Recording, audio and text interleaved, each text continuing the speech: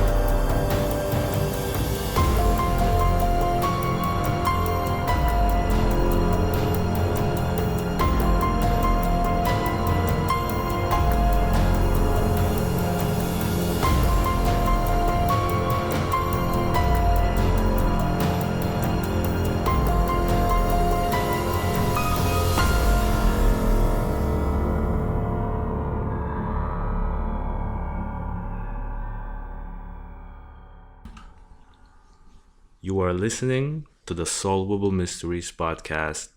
This is episode 16. My name is Juras, and as usual, I'm joined by my co-host, Glenn. How are you, man? Hi, doing great, staying busy for sure. Yep, with all the episodes we are releasing as of late. I mean, it has been, I guess, fairly tough to keep this schedule, but it's been interesting. It's definitely been interesting covering all these different cases, wouldn't you say? Yeah, I mean, we're doing like 2.5 hours a week of content. We're doing a movie a week, basically. A Exactly. long movie. I mean, but it's all fun. It's all fun. Okay, so let's, I guess, introduce the topic that we are going to be discussing. So today we have picked to cover the Phoenix Lights incident. So, the Phoenix Lights, I'm not sure if many of our viewers have heard it, but I guess it's one of the most famous UFO spottings, at least in the US. And the good thing about this UFO spotting in particular is that we actually have footage, we actually have images, and there's, there's a good point made here that something extraterrestrial may or may not have happened. So, the Phoenix Lights were a series of widely sighted unidentified flying objects or UFOs observed in the skies over the US state of Arizona, Nevada, and the sightings were also made in the northern part of Mexico in the state of Sonora. And all of these, I guess, events happened on March 13th, 1997. So that's like over 20 years ago, right? That's like 22 years ago at this point, I believe, right? Yeah, that's right. And I think I've been waiting 22 years to have this conversation. Oh, so wait, so you were like really interested in this back in 97?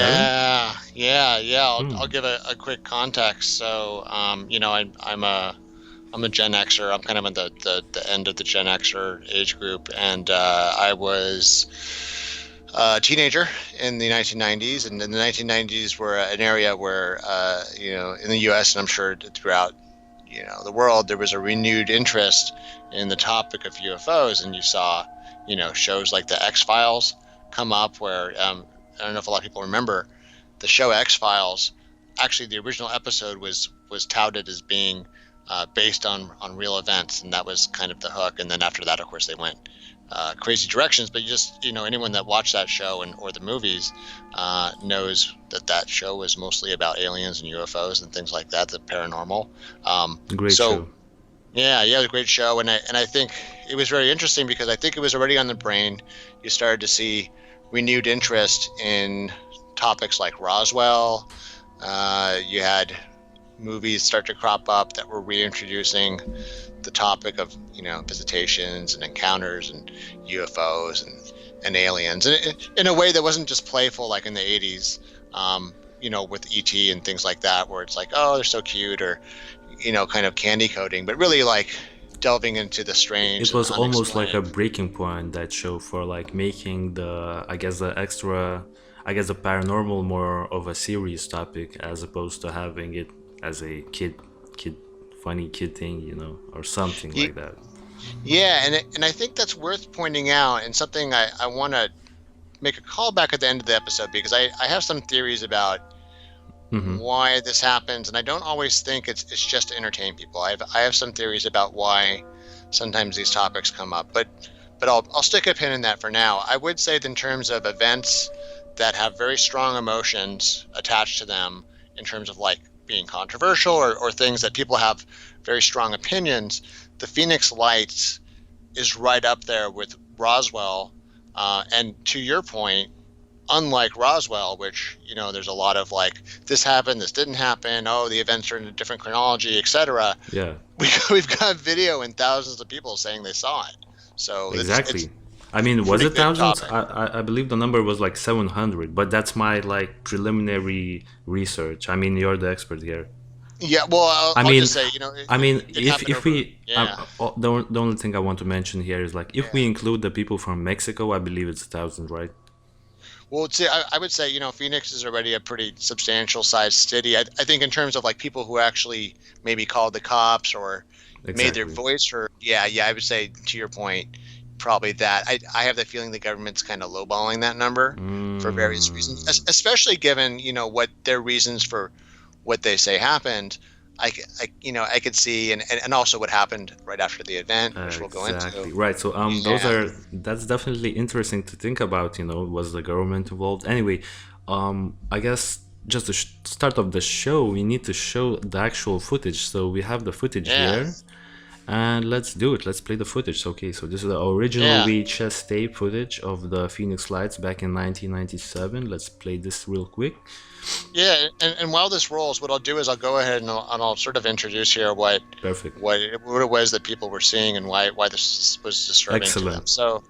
So some people who may have seen one of Spielberg's earlier films, he did a movie after Jaws called Close Encounters of the Third Kind, and this was based, I think, on his interest in the topic. And there was always been historically a bunch of different sightings and things that seemed to be visitations, or at least alien craft or well, let's not say alien craft that did not seem to be of this earth, or at least were not identifiable. There's this one portion early in the movie where the main character, the protagonist, who's like a linesman for an electrical company, he's trying to find why the power's out, and it's the UFOs in the movie, and he looks up and there's like a UFO flying over him with, like, the lights are out, it's dim, you can only just kind of see an outline, you can only just see little kind of pinpricks of light, and this thing flies over him, and it's like the size of a Star Wars Star Destroyer. Hmm. So like something the size of like a small town. Exactly. um, and this was what people thought they saw. Now, what's a little bit complicated is this all happened right around 7 o'clock to 8 o'clock Mountain Standard Time, and it was happening over kind of this area over here in the Southwest, and then like you said, Juras, in the northern state of Yeah. Sonora, Mexico. I just And wanted to quickly ask you a question, since you're so yeah, knowledgeable. This is Phoenix, right? yeah, Phoenix, that's Okay. right. Okay. So this is Phoenix, And, because I believe the sightings were also seen in Nevada. So, right, but this right, is which are, Phoenix. But this is Phoenix, right. right? Yeah. This is Phoenix. Nevada and Phoenix are are basically big desert states. They have some mountain ranges, but the mountain ranges are not really tall. They're kind of smaller mountains Yeah. for the most part, and it's mostly flat desert, and there's not a ton of greenery. So, and on top of that, like these are not necessarily like highly polluted areas. These are places that can have fairly clear air when there's not a lot of light pollution. So, it also helps, I think, that Especially back in '97, right? So I Mm-hmm. believe back then the I guess the visibility was even better at night. Yeah, I would imagine, right? Less development for Exactly. sure. And something high in the sky. I mean, when you're flying over those areas, these states are all adjoining each other. Visibility is pretty good. I mean, you can literally be flying over like Phoenix and see Vegas and even start to see, let's say, Los Angeles kind of Mm, coming exactly. over the horizon at you when the horizon's right and you're flying at 30,000 feet. So what happened was residents, it was nighttime, and Obviously, yeah. yeah, nighttime. It's March, so it's still dark at that time of night at that longitude. And what happened was they started to see these string of lights, and it didn't just look like a string of lights. The string of lights, what was weird about them was they didn't seem to be airplanes. They didn't have like the usual kind of blinking navigational lights that we'd see. And often maybe you'll see, depending where you live, if you're on the approach path for an airport, you might see like a really strong light, like when an airliner turns on its landing lights. It happened just last night. My kid was pointing out the window when we were driving the car on the way home, and she's like, "Look at that really bright star!" And I'm like, "Oh no, that's for sure an airplane." And just look, and if you look at it really closely, you'll realize that, oh no, you can actually kind of pick out like the other light, and you can pick out like the red and green navigational lights, etc. Yeah. But much to the distress of potentially thousands or tens of thousands of residents of these areas, this string of lights that they saw fairly close by, and I think it was just to the, I want to say the north of the city. Well, it was right adjacent to a mountain range, and from the footage that we have and we're showing right now, but to people that are just listening only, it looked like a giant V. And there's a picture. If you go to the Wikipedia article, there's a picture that shows, Yeah, some. I'll quickly show that picture. Yeah, yeah. Okay, yeah, and then anyone listening on the podcast, when we roll that out, or you're at your desk or in your car, go check out the Wikipedia article. There's a kind of an illustration that we're not saying that this thing is what they saw, but we're saying that some of the descriptions seem to match something like this. And what the impression was that there were a string of lights that formed a massive shape, a massive V, or something similar to that. And the impression was that there was a shape, that this was the outline of a shape, that the space between the lights was occupied by something solid. So Hmm. I so mean, imagine, yeah, right? like just to that point, just to give Yeah. my reaction. I mean, from this image, I mean, from this famous footage that we are looking at, that I have seen prior to this show. I've seen it like a few years ago. It almost seemed like a circle to me, but I guess it's just because of the angle, right? Because from this footage, it almost seemed like it's a saucer like shaped circle. Yeah, and I think just to your point, it has to do with the perspective because, just anecdotally, I'll say, or just as a side note, it's funny how, we have this idea of like flying saucers, right? It's like the stereotype of like the objects in sky, and then sometimes they're described as like flying cigars or flying tubes. Well, if you look at like a bowl from the side, it looks a lot more like a tube or maybe a cigar, depending on how tall or short that bowl is. Yeah. You know what I mean? Like for, it's Yeah. all in the eye of the beholder. Exactly. Uh, Before we move forward, I just wanted yeah. to quickly ask you another question. So this is the main formation of the, I guess, the lights, the unknown lines. What is this light? Because I believe this is not part of the same, I guess, not part of the same potential aircraft, right? This is Right. something different. But that's the question. Is it? And this is where I think it starts to get a little dicey, and where, I think my opinion can start to waver a little bit in terms of the explanations that we start to get from the government, where the government has essentially said that it was them, and it was, a more simple, non extraterrestrial explanation. Exactly, but then to that point, like, just to before we move forward, so wait, there were multiple, I guess, formations. That would mean, right? Because so that's what gets really weird here, is that it sounds like there may have been two different things going on at around the same time, and that's where we could say, hey, which one of these was something not normal, and was the other thing that was normal, meaning by normal I mean, let's say, man-made, a plane or something, right? Yeah, plane, or in this case, the explanation has been eventually Flares? that it was a group of planes dropping illumination flares. Well, did they do that because of this first thing? Like, was this like, oh, if something really strange shows up, is there like a plan to kind of put a red herring? If you know what a red herring is a term for like something to distract away from everything else going on. Exactly. Sometimes I wonder if our younger viewers will know that term, because even I'm as old as I am. Oh, look, it disappeared, right? Wait. Yeah, it went away, and then so yeah. If you look at the footage, and the footage is pretty famous. And full disclosure, we're talking 1990s camcorder technology. At home, even for the networks, the resolution was not great. So you can only imagine the home consumer. The average home consumer didn't have a $60,000 camera. They had a $300 Sony, if they're lucky, recording on a VHS. That's at like 320 by 240, I think, was the resolution back then. Something abysmally low, because back then you didn't need higher resolution. The TV couldn't do it. And then it went away. I know you want to. It disappears. Yeah. Whoa. So this big shape, depending on who you ask, and where the person was and what they saw, because there's some people that claim that they looked up.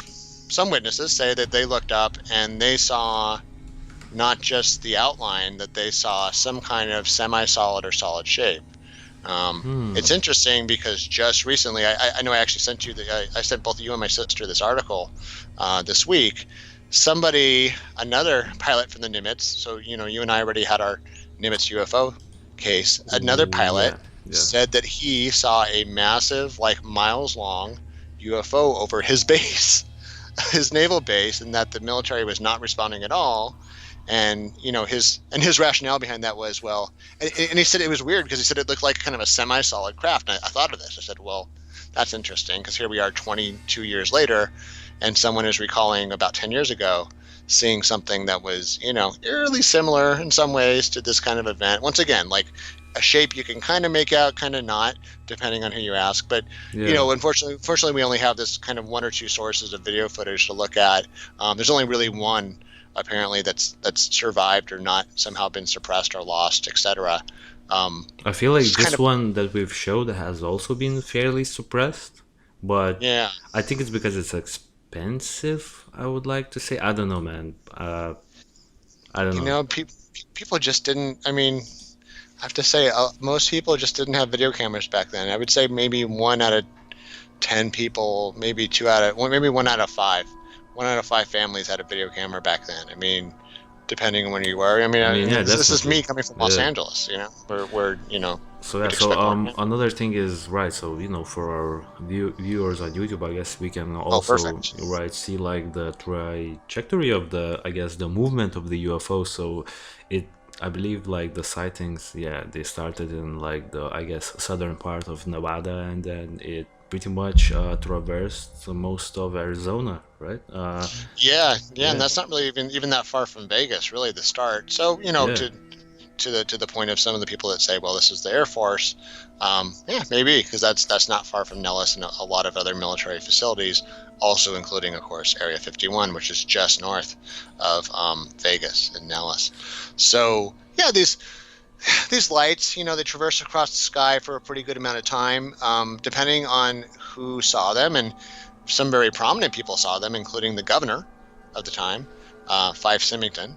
Oh yeah, saw these lights. I have his whole thing ready because you wanted to talk about his, Yeah, yeah. I right? have a whole side thing about him. So what happened was, people, Is it this understandably, guy? No, this is like, yep, oh, that's him, all grown up and aged out and been through the trials and tribulations of life. He was younger and blonder back then. There's a famous press conference he did. So what happened was, people were understandably shocked by what seemed to be a bunch of lights moving in unison and seeming to move in unison in a way that suggested that they were not being buffeted by the wind. Because, like, imagine lights being spread across miles of sky. The sky is not uniformly moving, right? The sky is a hmm, chaotic mismatch of eddies and currents. So, like, if you had lights, let's say you have lights spread across, 4 or 5 miles in the sky, it would be very hard, you would think, without them being like drones, to keep them unified and moving in a way that suggested a straight line. If that makes sense, there are always going to be little changes, little differences in the way the wind buffets, let's say, yeah, a light here versus a light a mile down the line from it, right? would make So sense. Would make sense. Yeah. I mean, yeah. so So to that what point, happened like, yeah, was, yeah. What yeah, happened? yeah. What happened was, his job is to represent his constituents. He's running the state. Um, he had a lot of upset voters, and his office got a lot of calls. So he he's saying now that he's sorry for this. But what happened was, he threw a press conference right after, and he said, "Oh, we know it's responsible." And then he has just this picture we're putting up here on the screen. He has one of his assistants come out in an alien suit, and ha ha ha, so funny. And I'm going to say that, this may be an example of where, um, intentionally or not, things like this distract away from, like, the core scenario, right? So, or the matter at hand, like, um, even Roswell, something like Roswell, um, there's sort of a chicken egg argument. Like, so is it like things like this that make us think about aliens? Is it things like the movie Close Encounters that make us think? Exactly. Yeah, Yeah, I yeah. mean, it's definitely interesting to think about what. Which one feeds into what? Yeah, Like, yeah. is it, yeah, is it which one's a reflection of what? Is it our imaginations that are making us think this outline in the sky is a Star Wars Death Star, or sorry, a Star Destroyer, or is it, um the reverse, that something shows up and then we say, oh, there's that monster, and then, like, fiction is inspired by this. But it doesn't help. It wasn't helpful. It definitely wasn't. It was sort of, imagine you're somebody that's trying to tell your friends and coworkers the next day what you saw, and then everyone sees this press conference and they're like, "Oh, you're one of those dummies, huh? You're one of those weird, wacko, scaredy people that called up, the governor's office and said, oh, there's lights in the sky. I don't know what to do." And then this guy's saying, "Don't worry, it was nothing. It was," and then all of a sudden, all these excuses started coming out of the woodwork. So, interestingly, the explanation that the government gives now was not given then. Now, their Okay. excuse, right? So let's go. Let's skipping that for now. Some of the excuses were, you had, someone that claimed that their neighbor was lighting flares and releasing them on balloons, and then someone else said, "Oh yeah, I was the neighbor," but then, like, they never really proved anything, and that is just stupid, because we know that, those balloons obviously would not have flown in, like, a uniform line if something was a triangle in the sky, and if what people describe, unfortunately, the video, like I said, Balloons? yeah, like What? helium balloons or something like that, or maybe There's mylar no way, balloons. like the balloons. How would you do that? Yeah, it just, I mean, and then have them Okay, all, you know just what I mean? yeah, just go. Does this look like this doesn't look like balloons? Like the way they No, appear, right? and the way they move, and the way and their brightness, and I mean, and how just could these be how would you even balloons, right? suspend it? Yeah, I how would mean, you even? okay, so first of all, balloon theory. Just because I feel like I could like discredit this theory in like 5 seconds, right? How does a balloon light up? I guess when it's already up, wouldn't it like be, I guess, lighting up like from the beginning of his like, I guess, Mm-hmm. ascent, because it's already lighted up. So like, let's look at this. as you can see, like it appears. Yeah, You know what I'm saying. So okay, so that's like, I mean, a flare from a flare gun. Yeah, there's no way, because it also, like, it's already bright at like the ground level, so it had, or maybe not right, all of right, the flares. or a traffic flare or something, right? Like Right. like one you would use in the road if your But I car mean, ran off yeah, the road. I mean, Yeah, to that end, I guess the flares that, I guess, fighter jets make, like, they would seem similar, right? Like, I'm yeah. just gonna say that they would seem similar. So that's a perfect segue because what happened was, obviously there was a lot of different explanations, and there was even somebody who had a really powerful telescope, something like a 43 power telescope, Oh and yeah, oh yeah, he says that for the Phoenix lights, he says he was looking through his telescope. His yeah. mother was standing next to him. I don't know if he lives with his mother or what. I mean, He was. there was fun made out of this guy. I've seen Yeah, the yeah, BuzzFeed, yeah. and these guys were Where they were like actually making really tapping funny on him. points. Yeah, but because it's like, who like those telescope people? They are really actually, who like watches like the sky with a telescope for like Yeah, 8 hours. Like, that's so weird. maybe he was watching more than the sky. Maybe he was watching. Mm, his You could probably neighbors. see. Yeah, exactly. You could probably see some neighbors pretty far away with that one. Yeah, you could, and they would never know. Right. Anyways, So yeah, yeah. yeah, yeah. So okay. So he says that he from his vantage point, he actually could make out that these were airplanes dropping flares or somehow associated with the light, but he didn't have like exact details. He didn't have like a model description of the plane. But fair enough. Okay, fair enough though. This is somebody that claims that at the time of the event, he had remarked to a second witness what he saw, and that it was airplanes making those flares. Now, let's just address that for a second, and I want to be Okay. fair to that theory because I don't want to. Obviously, solvable mysteries. We're proud of our brand, and we don't want people to think that we're biased. Certainly, we want to consider the facts here. And okay, so on one hand, let's think about this. There's two basic kinds of flares that airplanes drop. So there's one, there's sort of a countermeasure flare, where the whole point of that is to distract a missile away from you. So you're an aircraft, and that the back of your aircraft is really hot, and there's a type of missile called an infrared seeker Hmm. on the missile that hones in on the very hot end, tail end of your airplane, where all the afterburner and everything's kicking out, hot gases, and that kind of flare doesn't look anything like this. It falls very quickly. It falls. There you go. There's actually that's one of the most famous kinds of photos. When they just this is a kind of an extreme example because normally they only kick out one at a time, like maybe one every second or one every half second or something. This is an awesome picture of it because it's just so gorgeous where they're just kicking out like Yeah. 50 at once. But this doesn't look like that, right? This No, no, no. Like, like something this. else. I mean, this, and what what happened, on that day. Like, it just like almost seems like two different things. Like, this doesn't look the same to me at all. Right. And so okay, but then what happened was later on the government went and they said, well, okay. Several years later they said, look, we don't always talk about the military exercises we do. We have reasons for keeping them secret and they're not really your business. But in this particular case, what happened was we had a local air unit nearby, and that unit, we have a link about them. They fly A10 Let me C. just quickly bring that up. Yeah, let's see which unit it was. I had it all queued up here, and I Wait, one more. just on my side. Are you talking about?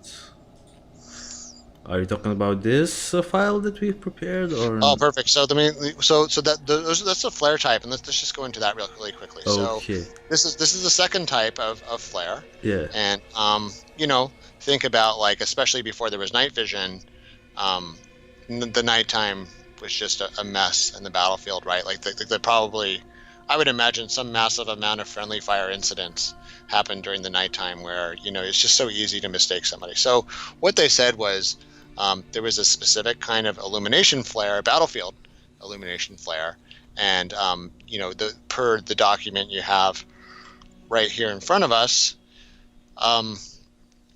this flare, which the PDF we're looking at is from Northrop, the manufacturer. Can you read that off for me? My screen's. Yeah, of course. Are you talking about this one? So okay, so the I guess the LUU slash 2D B illumination flare.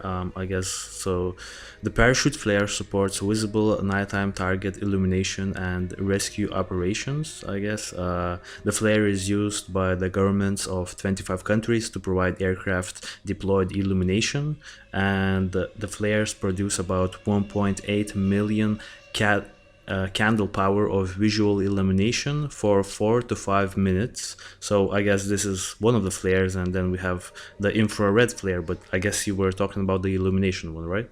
Yep, yeah, perfect. So Okay. I find this plausible. I will say, the more I think about it and the more I watch the footage, I will grudgingly admit that it makes sense that this was of course, like between wars, right? This was after the first Gulf War, but before the second one, before 9/11, and presumably, the whole point of these flares is you have a battlefield, you want to light it up for whatever reason, and what the excuse was from the government was this unit was conducting a classified exercise. I don't really know why it was classified. It doesn't if it was really such a something that was so straightforward, and I mean almost like a kind of a mediocre event. I don't really see why this would be so secret, or why they would have to do it across 3 states, or 2 states, and in front of another state in Mexico. But over a Right. pretty long distance, like I've never really heard of this happening in the actual battle. Like we've had a lot of wars since then, right? Like the U.S. has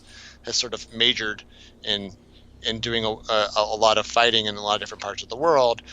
I've never, like, for all the war footage I've seen out of Iraq and Afghanistan, I've never seen like where 20 airplanes dropped a bunch of parachute flares. So that's how these work is they pop out, they have a parachute, they fall, and the rate of fall is something that's fairly slow. But when I did the math on it, it still meant that they would fall, because they would fall at least 8 feet a second, depending on the parachute, and that works out to about 500 feet a minute, or maybe so between 500 feet and 1,000 feet a minute. These lights in the video don't really look to me like they're falling, but I will say, when they kind of flicker out like that, maybe it makes it more plausible. I think what my issue with it is, like, how come I've never seen something like this coming out of Iraq or Afghanistan for all the battlefield, footage we have? Now, maybe, certainly if one of our listeners is like, no, Glenn and Juras, you guys are wrong, especially you, Glenn. Especially you, Glenn. Yeah. Because it's coming out of your mouth, Glenn. Yeah. This happens all the time. It's just like those old World War II movies, Because I mean, my impression is when I watch, like, the old movies and stuff like that, you got that flare that flies up in the air and it comes down in a parachute, Yeah. and like everything's lit up for about 30 seconds or a minute, and then it's dark, and it's like, okay, that makes sense. If you had A-10s usually fly when they're traversing, as I understand it from courtesy of the Fighter Pilot podcast, which I've been you've really got me hooked on. Yeah. Those guys are usually pretty close to the ground, but when they're traversing, they're usually between 10 and like 17,000 feet. They actually don't fly that high. Their engines aren't made to be optimal to run up there, and it's not that kind of airplane versus, like, a jet fighter or something. So, okay, so let's think about that. Let's think you've got a whole bunch of airplanes flying in formation, maybe a big giant V, and I don't know why they're doing this, but so for some reason they decided to pick that night to drop a bunch of them in a big V formation, and somehow that big V is just persisting across the sky. It's just, for whatever reason, everything's just moving lockstep. It's all coordination. People say, oh, well, there was some kind of updraft that was keeping them from falling at the normal rate, because like we said, per the actual product sheet, which anybody listening or watching can easily look this up and find the same fact sheet. Obviously weapons companies like to keep the buyers informed of the capabilities of their products. These things fall at a certain rate. They're not drones, they're not rockets, they're just bright shiny things that are burning underneath a parachute. Yeah. So it doesn't really I don't really understand how something that falls at least 500 feet a minute can somehow traverse across the state. Now someone would say, well, it's, just to be fair, some of those lights are winking out, and maybe they were just doing it continuously across the state. And Hmm. I will say that's plausible. I would say Okay. that part of it's plausible, but some of the behavior by the witnesses, and like, once again, to parse this out, it may be that there were two different events. It may be that kind of the giant UFO happened, and then maybe also this giant V happened, and maybe the giant V happened because a giant UFO happened, and they were like, well, Yeah. I mean that would make time, sense, right? yeah, time for planned cover up. I guess. Yeah. Maybe, but that being said, why the hell didn't they say anything about it when it happened? And that's where it's like, okay, well, I don't really understand why this was so secret, but now all of a sudden you have all these people coming out of the woodwork. You have actual military officers, including on that same fighter pilot podcast that you and I listened to. Yeah. Um, there was someone on the show. One of the guests said, "Oh yeah, I know for sure the Phoenix Lights was this." Okay, at least so he was told, or whatever. And once again, I'm not saying that something like this hasn't happened. I'm not saying that they didn't do exercises like this. I think what we're all wondering is that what happened here? And that's, Right. yeah. So I guess this is like the main theory. What actually may have happened, that there were flares. I mean, I was looking at some of the flare. I mean, I guess pictures, and just to keep it real right now. I mean, they do sort of, I I mean, guess, so resemble, so at least these ones, at least, right? I mean, so these are the countermeasure flares. Those are countermeasures. We'd have to find ones that were like, I okay. was trying to find footage, yeah, where like you could see, because I mean the whole point of it is to try to stay in the air as long as possible. So maybe that was the point of it. Maybe they were just doing like a quality control check on like the ability of these things to light it up. Um, Over so over Phoenix, that's a little yeah, bit yeah, of an odd, I guess, decision, right? yeah, exactly. So I think that's the part where it also starts to get like off the rails again. Is if this thing started according to the map you showed me, it started kind of in the Nellis or Vegas area or south of there. Like there was a whole testing range. Literally, there's an official testing range, not just the Area 51 stuff, but like bombing ranges, different bases, places to fight each other, like pretend fights, air to air fights. This is where they do You the could red flag. also do it over like the ocean, right? So Yeah, there's no ocean. like necessarily, there's no reason to drop flares over like one of the biggest cities in the US and then sort Right. of keep silent for the next, I don't know how many years, you know what I'm saying? So that's The definitely next several years. Yeah. I mean, exactly it was that's like that. what was the point of that? I mean, once again, I guess sometimes military operations can be inscrutable. Maybe it was to see, what the reaction would be.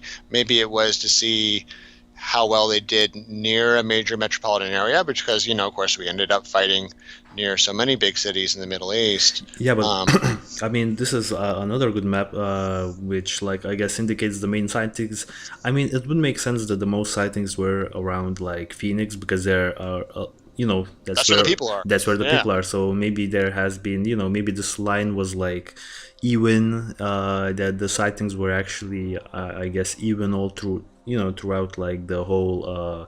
I guess trajection, from Nevada all across, I guess, Arizona. But since there's the most people in Arizona, it's been widely reported there. So maybe the actual flares, maybe they actually did start somewhere in Nevada, somewhere, maybe somewhere around like the testing grounds of the US military, and maybe they sort of lost control of the project or something like that, Yeah. or maybe the flares sort of went off on their own and just happened to skim right past, what I'm saying, Yeah. Yeah. like When the wind carried Phoenix. them, But I I mean, mean, but that's also weird because, like, if let's say if this map, if you're following this map right here, so why does it exactly pass through, like, I mean, Phoenix. You know what I'm saying? Like, Yeah. it almost seems a little too perfect. Like, because Arizona is like a really big desert, essentially, with a really big city in the middle of it. Like, if it just, I guess, leaned a little bit to the left or a little bit to the right, I guess the projection, then you know what I'm saying. It would have passed like some minor towns, and the whole story would not have been so big. So it's like it's weird. It would even like almost seem a little bit forced, like Yeah, like yeah, intentional, right? Yeah, exactly, yeah. right? Like why would you do this?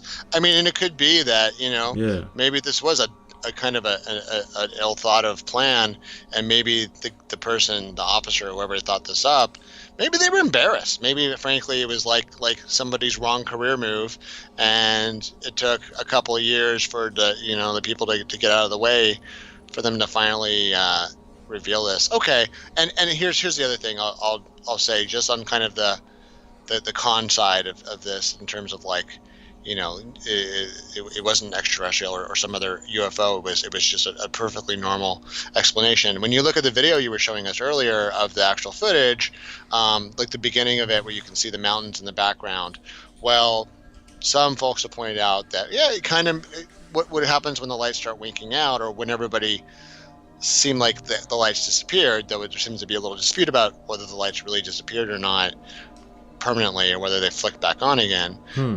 They say, oh, it kind of matches like where the mountains were. So, Exactly. like, if the flares are falling behind the mountain, that um could be a reason. But then the people that say yeah, it's a spacecraft or something would say, well, no, the spacecraft went behind the mountain, and that's why, you I know. mean, let's just go through this footage, I guess, Yeah. one more time. So we are seeing one, I guess, two lights, right? So okay, wait, what just happened here? So wait.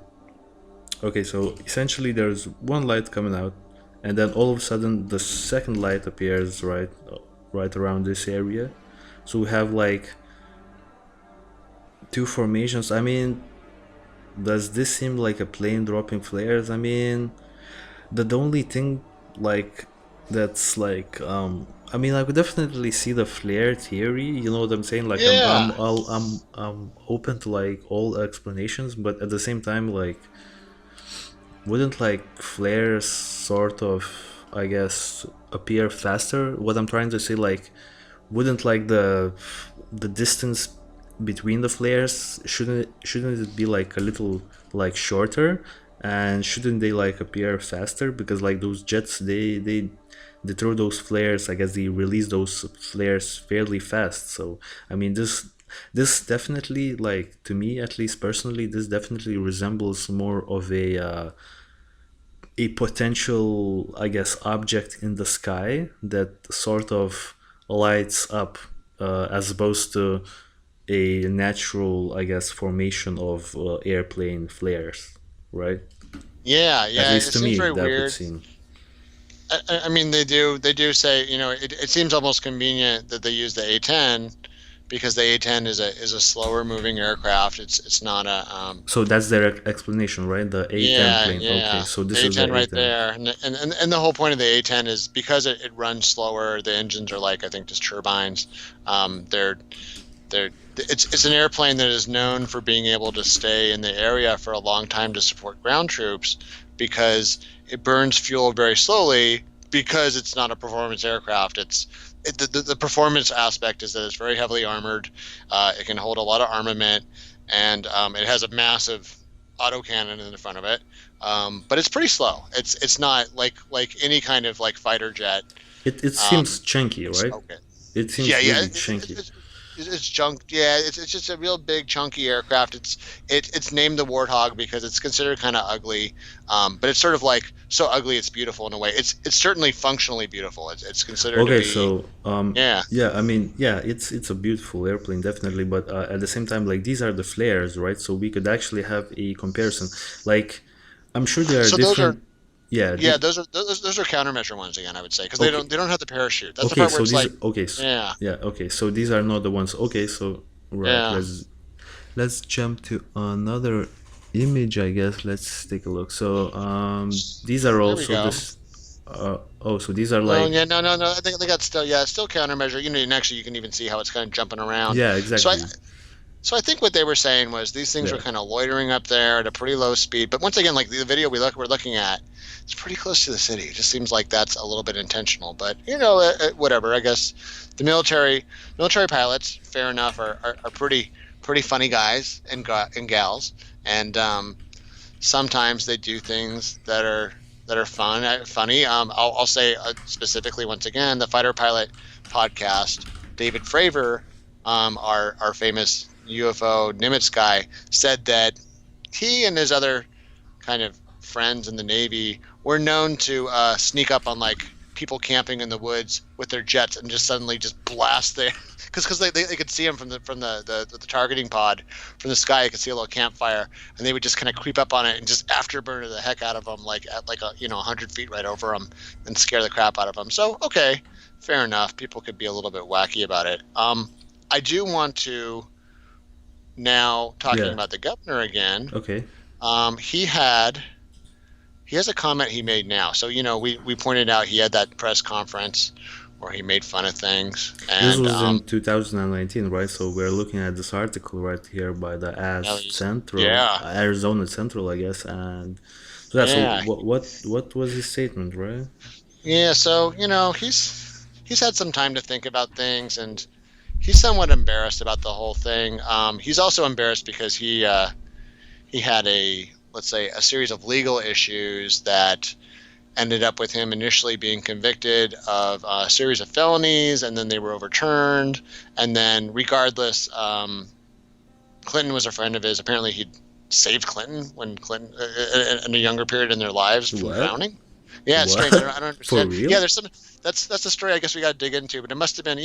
Makes sense. I mean, the sometimes the people that end up being governor and then president might go to the same summer camps and things like that as some of these leaders. It's all connected, man. It's all. Yeah, it's all wired. I mean, there's literally a photograph of Clinton meeting JFK when he was a very young man. Whoa. Yeah, back when he was like in high school or something. It makes sense. People that are motivated to be leaders often Right. start at a young age, and yeah, they move in the same circles. Okay, so whatever happened, later in life, he's gone to like culinary school, and he's trying to find his legacy. And what he has this statement that he released through CNN, and he said different versions of this in other places. See, isn't that amazing? Yeah. It's just like it's almost like Forrest Gump, right? If you've ever seen Forrest Gump, it's like Exactly. Right. Forrest Gump keeps popping up in the footage. So here's what Fife Symington says about what happened and his sentiments now. So he says, and I'll just read this whole thing. All right. He says, in 1997, during my second term as governor of Arizona, I saw something that defied logic and challenged my reality.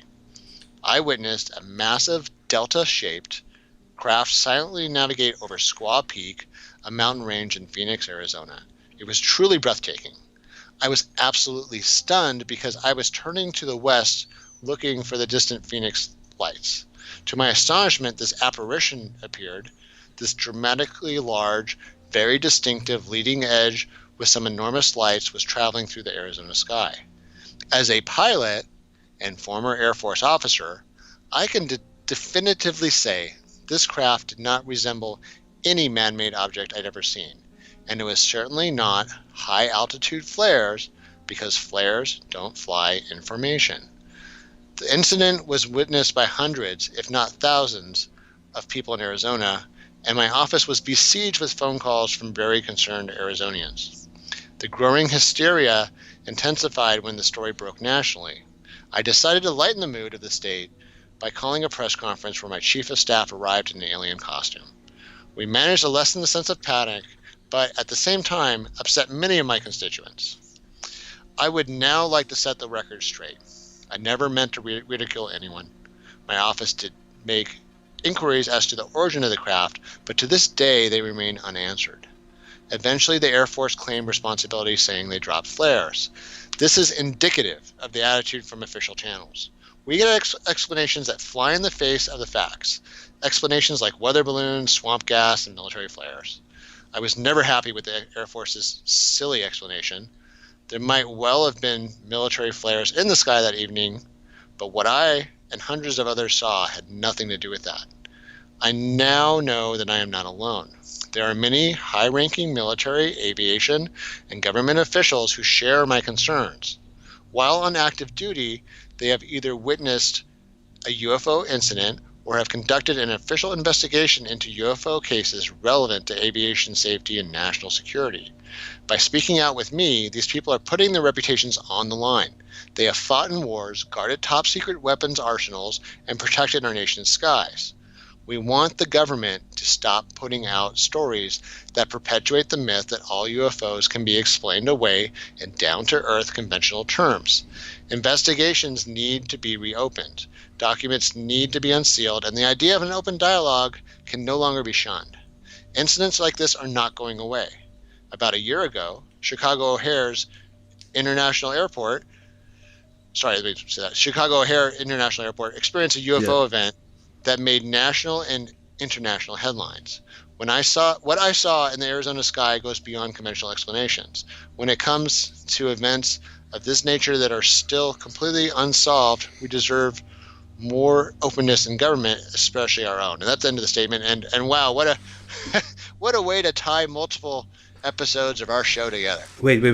So He must be working he for was us. he was right. So he was he was referring to the same Chicago O'Hare Yeah, Airport UFO sighting that we saw, but that wasn't like a few.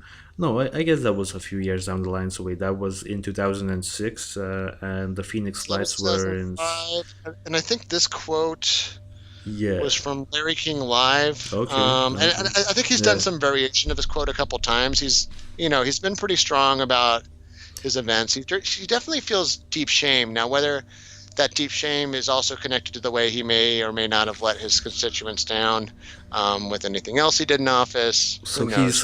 He's feeling sorry now for the way he handled the whole situation with the fact that he essentially brought out his assistant wearing the alien suit, and Yeah, I guess do you actually buy the his like I guess I don't know how to even like describe this whole yeah, it's sort of like what did recalcitrance and yeah what like was what the hell was even this whole like all about, like why is he coming out with this explanation now? Maybe he actually now really thinks that it was messed up, so maybe he was yeah. actually trying to serve the people, just to I guess to I guess take away some of the tensions that the people in Phoenix had during those days.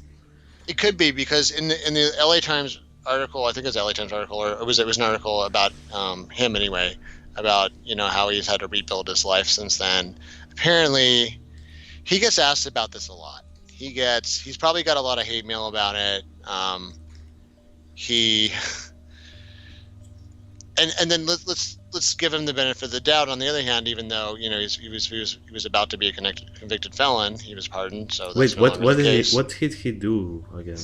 I was trying to dig into that a little bit because it was an interesting set of claims.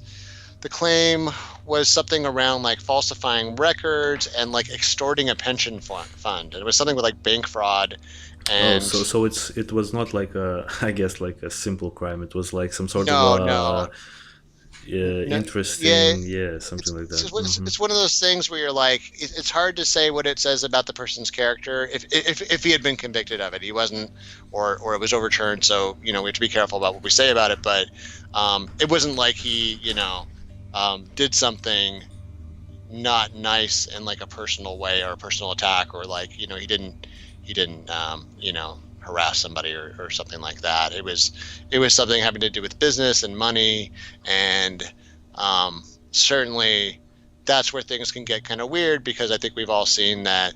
I'm not even talking about our current political situation. In the past, other politicians have sometimes found themselves under investigation for things that may or may not have been on the up and up, but then it's like, well, a lot of other politicians do things too. So, sometimes it seems like there's a lot of cherry picking going on about like, oh, well, let's look into this guy, but not that person, or Right. this woman, but not that man, etc. So yeah, I think it is interesting to this. I will say, when I read this, I have the feeling that he's read a lot of the same sources you and I have, where there's kind of this growing amount of, like, as he alludes to, military and civilian professionals who should know, and he includes himself as one of those people because he says he was a pilot, and he knows, he was in the military, and he knows about these things. He considers himself to be a subject matter expert, and certainly some of the materials that I've read, and I really try to be unbiased in this, but I've read about cases. I'll give you a specific example. In I think it was the 40s, Yeah. there was here in the United States, and there was like a series of like flying saucer scares, and there was like a big massive one, apparently over Washington D.C. It was like a D.C. like it's always funny when people say like, well, if there's really aliens, why don't they come to the White House? And it was like, it kind of seemed like that happened, maybe like a bunch, like there was something that happened. There was a bunch of stuff going on that did not seem to match our military capabilities at the time, or any kind of craft that our enemies had. And what happened was the Well, government got, what is this thing? Nah, this is like from yeah, 52. yeah, This is like fake. This has to be fake. that's like an Independence Day or something. Yeah, Yeah, this that's is right. some. But This is fake. but let's consider that a dramatization. Imagine something like that Okay. was potentially going on. This is where it gets hazy, because once again, ridicule has a really chilling effect on people's memories, and then by the same token, people's memories are not always reliable. So the issue was, what happened was the government got concerned about people's concern. So the government said, gosh, we may or may not know what's going on here, but if the Soviets decide to do an attack, well, something like this would be a great weapon, because then you make a UFO scare, and the people are looking over here, and then bam, nuclear attack, or Yeah. or they eat up another country in Europe while we're all gossiping about Martians. So what happened was the CIA, and this is actually a fact, had a series of memos where they actually instructed their folks to put pressure on, like, let's say, the press and other official mouthpieces to ridicule this topic, Yeah. to make fun of this topic, to make this topic one that is stigmatizing. And it is, right now. Exactly. Like, Right.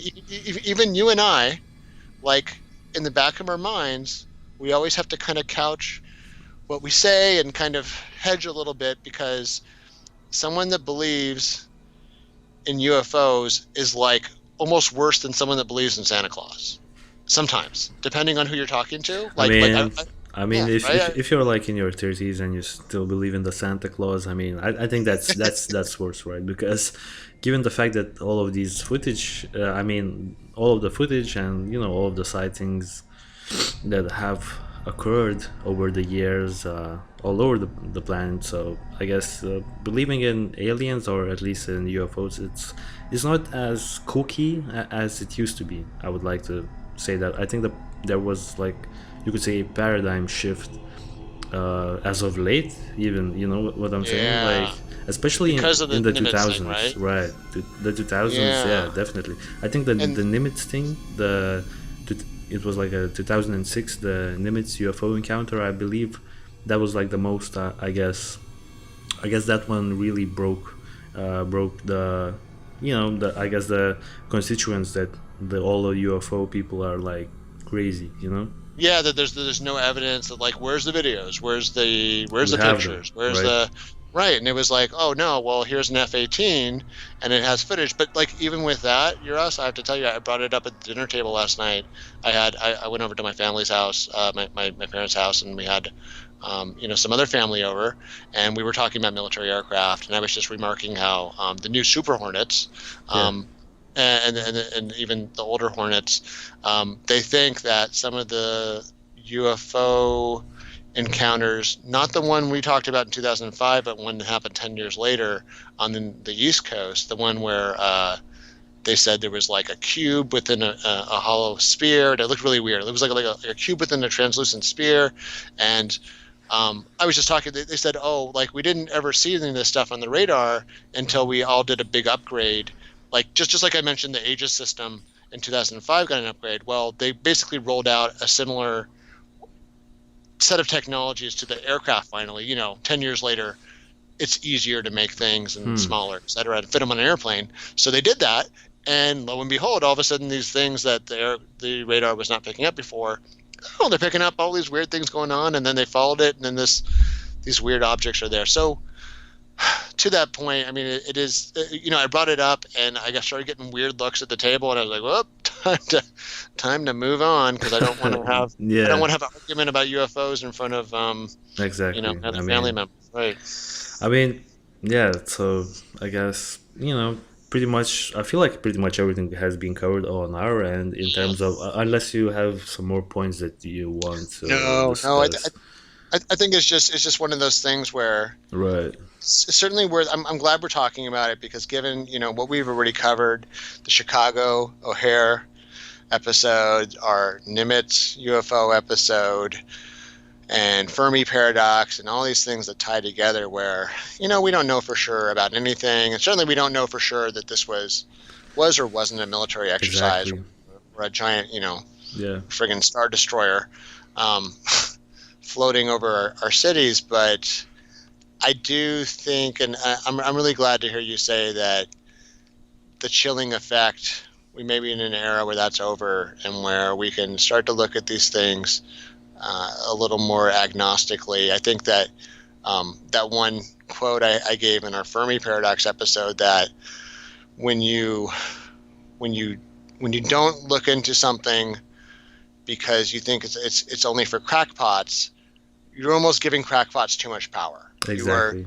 You are giving someone the power to shut off an entire topic out of fear and potentially ignorance, and then you're essentially locking in your own ignorance because of that.